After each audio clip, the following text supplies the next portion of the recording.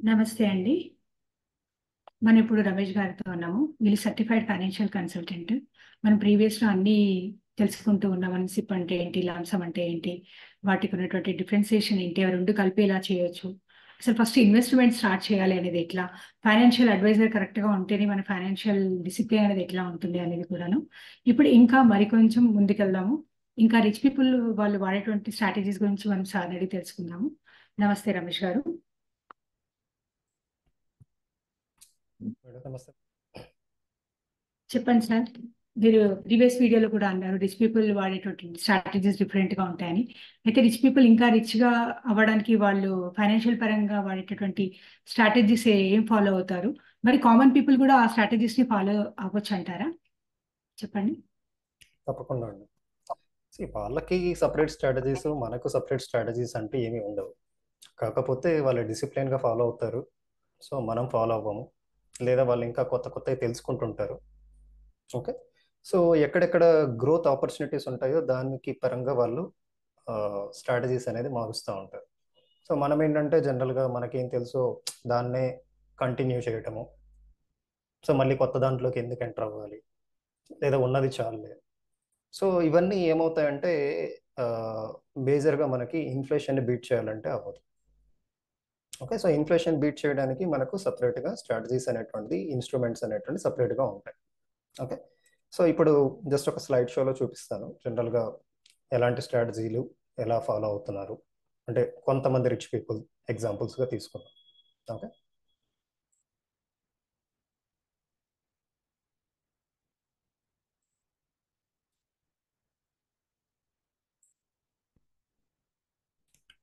చూడండి ఇక్కడ ఈ స్లైడ్లో మనము వారన్ బఫెట్ గారు, అదేవిధంగా చార్లెస్ మంగర్ గారు. యాక్చువల్గా చార్లెస్ మంగర్ గారు రీసెంట్గా చనిపోయారు. సో ఎప్పుడైనా సరే మనము మనీ గురించి మాట్లాడేటప్పుడు, ఒక డిసిప్లైన్ గురించి మాట్లాడేటప్పుడు, ఒక ఫైనాన్షియల్ స్ట్రాటజీస్ గురించి మాట్లాడేటప్పుడు బెస్ట్ ఎగ్జాంపుల్గా మనం వారన్ బఫెట్ గారిని తీసుకుంటాం. ఓకే. సో ఎందుకంటే తను ఎర్నింగ్ స్టార్ట్ చేసింది తన ఏజ్లో 11 ఇయర్స్ నుంచి స్టార్ట్ చేశారు. సో ఈవెన్ మనము ఆ ఏజ్లో థింక్ కూడా చేయం, ఇప్పటికీ చేయం. ఓకే. సో ఈవెన్ మీరు వారన్ బఫెట్ గారితో మాట్లాడినప్పుడు ఆయన ఏమంటారంటే, నా లైఫ్లో నేను ఎర్న్ చేయనటువంటి 11 ఇయర్స్ ఏదైతే ఉందో అది నేను వేస్ట్ చేసిన ఇయర్స్ అంటారు. సో అందుకని ఏంటంటే అంత గ్రేట్ పీపుల్ని మనము ఎప్పుడు ఒక రోల్ మోడల్గా మనం ప్రతి చోట ఫైనాన్షియల్ థింగ్స్ కన్సిడర్ చేసుకునేటప్పుడు, ఇలాంటి డిస్కషన్స్ వచ్చినప్పుడు వారన్ బఫెట్ గారిని డెఫినెట్గా మనం తలుచుకుంటాం. ఈవెన్ ఇప్పటికి కూడా తను వరల్డ్లో అట్లీస్ట్ 10th పొజిషన్స్లో ఉంటారు, ఇంత ఏజ్ పర్సన్ అయినా కూడా. ఓకే. సో అంటే వాళ్ళంత స్ట్రాటజీస్ పర్ఫెక్ట్గా మేనేజ్ చేస్తున్నారు కాబట్టి వాళ్ళు ఇప్పటికీ ఆ పొజిషన్స్లో ఉండగలిగారు. సో వాళ్ళు ఏంటంటే స్టెబిలిటీకి, కాన్స్టెన్స్కి మెయిన్ ప్రియారిటీ ఇస్తారు. అలా అని చెప్పేసి వాళ్ళు ఇప్పుడు పూర్ అవ్వలేదు. ఒక పొజిషన్కి వెళ్ళారు, ఆ పొజిషన్ కంటిన్యూ చేస్తున్నారు. ఓకే. అంటే పొజిషన్ రీచ్ అవ్వడానికి కొన్ని ఫాలో అయ్యారు స్ట్రాటజీస్ అనేటువంటిది. రీచ్ అయిన తర్వాత ఆ స్ట్రాటజీస్ అనేటువంటిది ఎప్పటికప్పుడు అప్ టు డేట్గా మార్చుకుంటూ వస్తున్నారు. సో ఓల్డెన్ డేస్ మాత్రమే నేను స్ట్రాటజీ ఫాలో అవుతానంటే కుదరదు. ఓకే. అలా మనం చాలా కంపెనీస్ చూసాం. నోకియా ఇలాంటి కంపెనీస్ అన్ని క్లోజ్ అయిపోయాయి. ఒకప్పుడు ఫేమస్ కంపెనీస్ అవన్నీ. ఓకే. సో ఇక్కడ వీళ్ళు ఏం కోట్ చేస్తున్నారు అనేటువంటి చూడండి. బేసిక్గా వాళ్ళు చెప్తున్నటువంటి పాయింట్ ఏంటి ఇక్కడ, పూర్గానే ఎందుకు ఉంటారు అంటే, ఏ రోజు వచ్చిన మనీ వాళ్ళు ఆ రోజు స్పెండ్ చేసేస్తుంటారు, ఎంజాయ్ చేస్తుంటారు. సో ఫైనల్గా ఫ్యూచర్ ఏంటి అనేటువంటిది ఆలోచన చేయరు. ఓకే. అదే మిడిల్ క్లాస్కి వచ్చేసరికి ఏం చేస్తున్నారు, జస్ట్ సేవ్ చేస్తారు వాళ్ళు. ఓకే. సో సేవింగ్ అంటే ఏంటి, ఎలాంటి వాటిలో వస్తాయి మనకు సేవింగ్ అనేటువంటిది, అది ఎఫ్డి కావచ్చు, ఆర్డి కావచ్చు, గోల్డ్ కావచ్చు. ఓకే. ఒక్కొక్కసారి రియల్ ఎస్టేట్ కూడా వస్తుంది. బట్ రియల్ ఎస్టేట్ చాలాసార్లు ఇన్ఫ్లేషన్ బీట్ చేస్తుంది. బట్ కాకపోతే దాంట్లో మనకి ఛాలెంజెస్ అనేది ఎక్కువగా ఉంటాయి, ఇష్యూస్ అనేటువంటిది ఎక్కువగా ఉంటుంది. అంత ఈజీగా స్మూత్గా జరిగిపోయేటువంటిది కాన్సెప్ట్ కాదు రియల్ ఎస్టేట్ అనేటువంటి. ఓకే. అది అందరికి తెలిసిన విషయం. ఓకే. సో బేసిక్ ఏంటంటే సేవ్ చేస్తున్నాం కానీ ఇన్వెస్ట్ చేయట్లేదు. కానీ వెల్తీ పీపుల్ ఏం చేస్తారంటే ఎక్కడ ఆపర్చునిటీస్ దొరుకుతాయా, ఎక్కడ ఇన్వెస్ట్ చేద్దామని చూస్తారు. బేసిక్ కాన్సెప్ట్ ఏంటంటే ఇన్వెస్ట్ ఇక్కడ. సో ఇన్వెస్ట్ అంటే ఏంటంటే అందరు ఏమనుకుంటారు, తీసుకెళ్ళి ఇండస్ట్రీస్లో పెట్టాలా, నేను కూడా ఇండస్ట్రీస్ పెట్టాలా? ఎందుకంటే ఇప్పుడు వీళ్ళు కంపెనీస్ రన్ చేస్తున్నారు కదా. సో హ్యాత్వే కంపెనీస్ ఇలాంటివన్నీ రన్ చేస్తున్నారు, లేదా వీళ్ళకి కోకో కోలా కంపెనీస్ వీటన్నిటిలో షేర్స్ ఉన్నాయి, ఇలా పెద్ద పెద్ద కంపెనీస్లో వీళ్ళకి షేర్స్ ఉన్నాయి. సో అంటే వాళ్ళ మాదిరి మనం కంపెనీస్ పెట్టాలా? అందరికీ పాసిబిలిటీ కాదు కంపెనీస్ పెట్టాలి అంటే. ఓకే, కానీ దాంట్లో వచ్చే రిటర్న్స్ మనం తెచ్చుకోవచ్చు. మనం డైరెక్ట్గా ఇండస్ట్రీస్ పెట్టకపోయినా సరే ఆ ఇండస్ట్రీస్లో వచ్చే రిటర్న్స్ ఏంటో మనం తెచ్చుకోవచ్చు. ఓకే, సో జనరల్గా వీళ్ళు ఏంటంటే షేర్స్ అని రికమెండ్ చేస్తారు, కానీ మనం షేర్స్లో ఉండేటువంటి ఛాలెంజెస్ ఏంటనేటువంటిది మనం నెక్స్ట్ వీడియోస్లో చూద్దాం. సో ఇన్వెస్ట్మెంట్ అంటే ఏంటంటే బేసిక్గా ఇంతకుముందు మన ప్రీవియస్ వీడియోస్లో కూడా చూసినట్టు ఏంటంటే ఇన్ఫ్లేషన్ని మన రిటర్న్స్ అనేటువంటిది బీట్ చేస్తుందా లేదా, that is main concept. So inflation present ఎంత ఉంది మనకు? 6 to 7% ఆన్ అండ్ యావరేజ్ అని రన్ అవుతా ఉంది. మీరు ఎక్కడ ఇన్వెస్ట్ చేసినా సరే, అది మ్యూచువల్ ఫండ్స్లోనే చేస్తారో లేకపోతే షేర్స్లో చేస్తారో గోల్డ్లో చేస్తారో ఇంకొకటి, సో ఎవరికి నచ్చింది వాళ్ళకి. ఓకే, సో ఎవరికి కంఫర్ట్గా ఉన్నది వాళ్ళు, రైట్? లేదా ఎవరికి ఎక్కడ ప్రాపర్ గైడెన్స్ దొరుకుతుంది అనుకుంటే దాని ప్రకారం, రైట్? సో అట్లా కన్సిడర్ చేసుకున్నప్పుడు ఆ రిటర్న్స్ అనేటువంటిది మీరు పర్ ఇయర్ క్యాలిక్యులేట్ చేసుకుంటే ఈ 7% కంటే ఎక్కువ వస్తేనే దాన్ని మన ఇన్వెస్ట్మెంట్ అనాలి. దానికంటే తక్కువ వచ్చింది అంటే అది సేవింగే అనాలి. ఓకే, అలా అని చెప్పేసి ఇందాక ప్రీవియస్ వీడియోస్లో మనం చూసాం కొన్ని ఎగ్జాంపుల్స్. 7 అన్నా అని చెప్పేసి జస్ట్ 8% నాకు రిటర్న్ వచ్చింది అనుకోండి, నాకు 1% ఎక్కువ వచ్చింది. సో మనం ఏమంటాం, నాకు 1% ఎక్కువ వచ్చింది కాబట్టి నేను గ్రేట్ అంటాను అక్కడ. ఓకే, కానీ మీరు సేవింగ్ ఎంత చేయగలుగుతారు? మళ్ళీ 1% కదా సేవ్ చేయగలుగుతున్నారు. అదే మ్యాక్సిమం రిటర్న్స్ వస్తే, అదే 15 or 20 ఈ రేంజ్లో మీకు రిటర్న్స్ వచ్చాయి. సో 7% ఇన్ఫ్లేషన్ పోయింది, లేదా ఇన్కమ్ ట్యాక్స్ ఒక 1% 2% కట్టామనుకుంది. సో ఓవరాల్గా మళ్ళీ మీకు 6-7% మిగులుతుంది.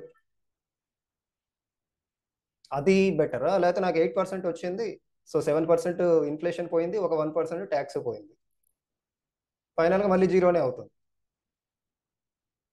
సో ఇవన్నీ మనం క్యాలిక్యులేట్ చేసుకోవాలి. ఓకే, సో జస్ట్ సిచ్యువేషన్ వచ్చింది కాబట్టి నేను అది చెప్పాను యాక్చువల్గా.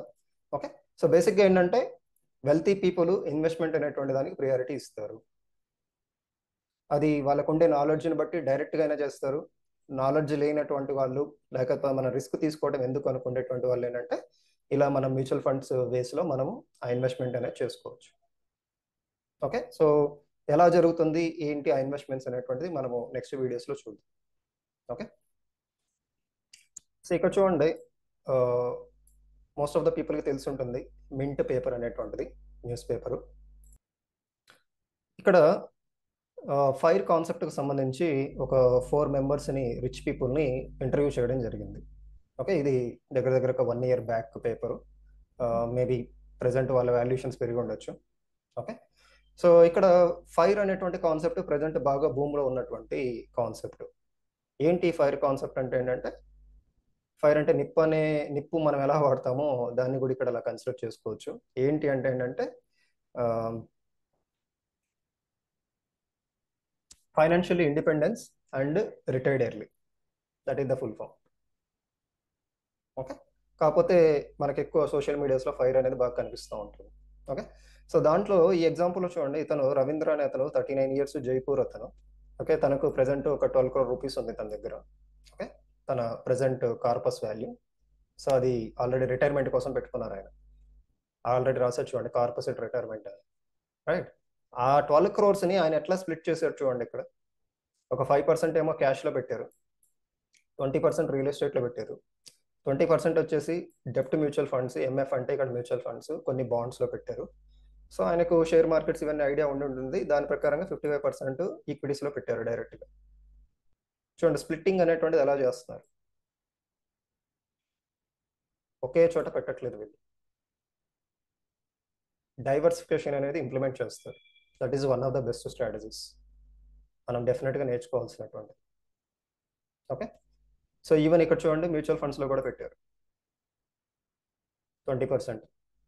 సో డెప్ట్ మ్యూచువల్ ఫండ్స్ అనేది మ్యూచువల్ ఫండ్స్లో అదొక category. Okay, so Karan Datta అనేటువంటిది తనకు 53 years ఢిల్లీ నుంచి. సో వాళ్ళకి కూడా చూడండి 18 crores ఉంది, వాళ్ళు ఎక్కడ పెట్టారు చూడండి. గిల్ట్ ఫండ్స్ అనేటువంటిది కూడా మ్యూచువల్ ఫండ్లో అదొక టైపు. ఓకే, మిగిలిన 75% కూడా ఈక్విటీ రిలేటెడ్ మ్యూచువల్ ఫండ్స్లో పెట్టారు. సో పిఎంఎస్ అనేది కూడా ఏంటంటే ఒక రకంగా అది ఈక్విటీని ఫాలో అవుతుంది ఆ స్ట్రాటజీ ఎట్లా అనేటువంటిది. ఈక్విటీస్లో పిఎంఎస్ అనేటువంటిది ఒక కాన్సెప్ట్. ఓకే, సో ఓవరాల్గా ఏంటంటే షేర్ మార్కెట్స్ రిలేటెడ్ ఉండేటువంటి మ్యూచువల్ ఫండ్స్లో వాళ్ళు ఇన్వెస్ట్ చేస్తున్నారు. సో ఇక్కడ కూడా డైవర్సిఫికేషన్ చేసేది చూడండి, ఒకే దాంట్లో పెట్టలేదు ఎంటైర్ 100% తీసుకెళ్ళి. నెక్స్ట్ వీళ్ళు ఏం చేశారు, ఇంకొక పర్సన్ విజయ్ అనేట అతను, ఓకే, ఆయన కూడా చూడండి 41% వచ్చేసి డైరెక్ట్గా షేర్స్లో పెట్టేశారు, మ్యూచువల్ ఫండ్స్లో పెట్టేశారు ఎంఎఫ్ అంటే. ఓకే, సో 32% ఏమో రియల్ ఎస్టేట్లో పెట్టారు, మిగిలింది బ్యాంక్ డిపాజిట్స్లో పెట్టుకున్నారు, ఒక 12% వచ్చేసి డిఫరెంట్ ఏరియాస్లో పెట్టుకున్నారు. నెక్స్ట్ అదేవిధంగా సందీప్ అనే అతను కూడా చూడండి ఏం చేశారు అనేటువంటిది. ఎఫ్ అండ్ ఓ అంటే ఇది షేర్స్లో ఒక కేటగిరీ. ఇది ఇక్కడ ఒక 5% వచ్చేసి ఏంటంటే ఈక్విటీ ఎంఎఫ్స్ అంటే మ్యూచువల్ ఫండ్స్లో ఒక కేటగిరీలో పెట్టారు. అదేవిధంగా 85% మళ్ళీ లిక్విడ్ ఫండ్స్లో పెట్టారు, గవర్నమెంట్ సెక్టార్ బాండ్స్లో పెట్టారు, అదేవిధంగా బ్యాంక్ డిపాజిట్స్లో పెట్టారు. ఓకే, అంటే వీళ్ళందరి దాంట్లో చూడండి కనీసం ఎంతో కొంత పర్సెంట్ డెఫినెట్గా మ్యూచువల్ ఫండ్స్లో పెడతా వచ్చు. డైరెక్ట్గా వాళ్ళకి నాలెడ్జ్ ఉంటేనేమో షేర్స్లో పెడుతున్నారు, లేదా ఈక్విటీ మార్కెట్లో పెడుతున్నారు, ఎఫ్ అండ్ ఓ అని చెప్పేసి ఇలా డిఫరెంట్ కేటగిరీస్ ఉంటాయి మనకి. ఓకే, లేదా కనీసం ఎంతో కొంత పర్సంటేజ్ అనేటువంటిది మ్యూచువల్ ఫండ్స్లో పెడుతున్నారు. సో మరి వాళ్ళకి తెలియదా ఎందుకు మ్యూచువల్ ఫండ్స్లోనే పెట్టాలి అనేది? కానీ మనం ఎంత మాత్రం పెడుతున్నాము, అది స్మాల్ అమౌంట్ కావచ్చు, పెద్ద అమౌంట్ కావచ్చు, ఏదైనా సరే అసలు ఫస్ట్ ఆఫ్ ఆల్ మన ఇన్వాల్వ్మెంట్ ఎంత ఉంది దాంట్లో. ఓకే, సో అది మనం ఇక్కడ వీళ్ళ దగ్గర నుంచి తెలుసుకోవాల్సినటువంటి విషయం. ఓల్డెన్ డేస్లో ఏంటంటే లైక్ ఇప్పుడు వారెన్ బఫెట్ గారు ఇలాంటి వాళ్ళ ఎగ్జాంపుల్స్ తీసుకుంటే వాళ్ళకి ఏంటంటే ఆల్మోస్ట్ ఒక 50 years టైం స్పెండ్ చేసిన తర్వాత వాళ్ళు వరల్డ్ రిచెస్ట్ పర్సన్ కాగలిగారు. ఆయన 11 yearsలో స్టార్ట్ చేసినా కానీ ఆయన రిచెస్ట్ పర్సన్ అవ్వాలి అంటే వరల్డ్ వైడ్గా, జనరల్ రిచెస్ట్ పర్సన్ అయ్యి ఉండొచ్చు, కానీ వరల్డ్ వైడ్గా ఒక టాప్ పొజిషన్స్లోకి రావాలి అంటే దగ్గర 50 years పట్టింది. కానీ ప్రజెంట్ మనం ఏంటి మేబీ ఒక 20 years 30 years టైం పీరియడ్లోనే గెయిన్ చేయగలుగుతున్నాం అంత రేంజెస్లోకి. సో ఆ కైండ్ ఆఫ్ టెక్నాలజీ ఇంప్రూవ్ అయింది, ఆ కైండ్ ఆఫ్ స్ట్రాటజీస్ మనం అప్లై చేస్తున్నాం. ఓకే ఫైన్, కానీ వాళ్ళ ఇన్వెస్ట్మెంట్ స్ట్రాటజీ ఏంటి, ఇక్కడ ఎక్కడికి ఎట్లా డైవర్సిఫై చేస్తున్నారు, ఒకే చోట ఎక్కడ పెట్టట్లేదు. అండ్ ఇంకో థింక్ ఏంటంటే లిక్విడిటీకి బాగా ఇంపార్టెన్స్ ఇస్తున్నారు. ఎంబడే మనం క్యాష్ చేసుకోగలిగిన ఏంటి, సో తీసుకెళ్ళి 100% రియల్ ఎస్టేట్లోనే పెట్టచ్చు వాళ్ళు, కానీ అది మనకు లిక్విడిటీకి పాసిబిలిటీ ఉండదు. మేబీ వాల్యుయేషన్స్ పెరగొచ్చేమో కానీ ఇమీడియట్గా మనకు క్యాష్ కావాలంటే కాదు. రైట్, నాకు అవసరం వచ్చిన టైంలో జస్ట్ కొంత అమౌంట్ కావాలంటే నేను తీసుకోవడానికి కుదరదు. సో ఒక అపార్ట్మెంట్ ఉంది, దాంట్లో నేను ఒక రూమ్ అమ్మేసి నేను డబ్బులు తీసుకుంటా అంటే కుదురుతుంది అక్కడ. సో అందుకని ఏంటంటే వీళ్ళ మెయిన్ ప్రియారిటీ మేజర్ ఫోకస్ అంతా కూడా ఏంటంటే ఈక్విటీ రిలేటెడ్ అవ్వచ్చు, లేదా మ్యూచువల్ ఫండ్స్ రిలేటెడ్ అవ్వచ్చు, ఇలా క్యాష్ ఫామ్స్లో ఉండేటువంటి వాటికి మేజర్ ప్రియారిటీ ఇస్తున్నారు. అట్లీస్ట్ ఎంతో కొంత పర్సంటేజ్ అనేది మ్యూచువల్ ఫండ్లో డిఫరెంట్ కేటగిరీస్లో పెట్టారు. సో డెప్ట్ ఫండ్స్ కావచ్చు, గిల్ట్ ఫండ్స్ కావచ్చు, ఈక్విటీ ఫండ్స్ కావచ్చు, ఇలా మనకు డిఫరెంట్ 37 types ఆఫ్ ఫండ్స్ ఉన్నాయి మ్యూచువల్ ఫండ్స్. సో దాంట్లో వాళ్ళకి ఇష్టమైంది వాళ్ళు చూస్ చేసుకున్నారు, కానీ మ్యూచువల్ ఫండ్లో ఉన్నారు డెఫినెట్గా. అది ఎంత అనేది పక్కన పెట్టండి, ఒకళ్ళు ఎక్కువ ఉన్నారా తక్కువ ఉన్నారా అది పర్సన్ టు పర్సన్ మారుతుంటుంది. ఓకే,